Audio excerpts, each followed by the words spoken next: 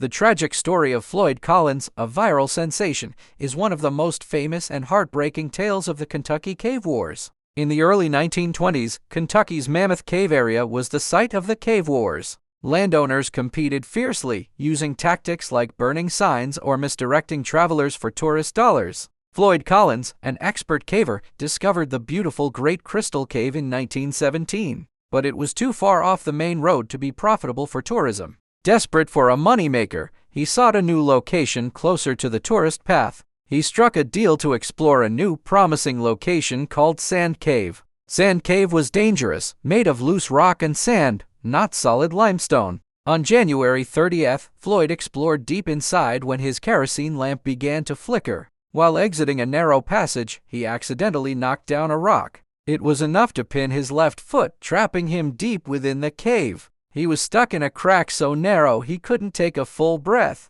lying in total darkness, enduring the freezing 16-degree weather. It took 25 hours for anyone to realize Floyd was missing. His friend, 17-year-old Jewel Estes, was the first to find him. Soon, his brother Homer Collins arrived, becoming the primary rescuer. He bravely shimmed down the dangerous shaft, bringing Floyd food and coffee. The story exploded nationally due to a young reporter named Skeets Miller. Because Skeets was small, he could reach Floyd to interview him and bring supplies. His reporting won a Pulitzer Prize, turning the rescue into a national obsession. As days passed, a carnival atmosphere took over the surface. Thousands showed up to watch, and vendors sold hot dogs and balloons. On the fifth day, the cave passage collapsed behind Floyd, cutting off all physical contact. Rescuers spent the next 2 weeks digging a new shaft to reach him. When they finally broke through on the 18th day, they found Floyd Collins had passed away. He likely succumbed to exposure and exhaustion.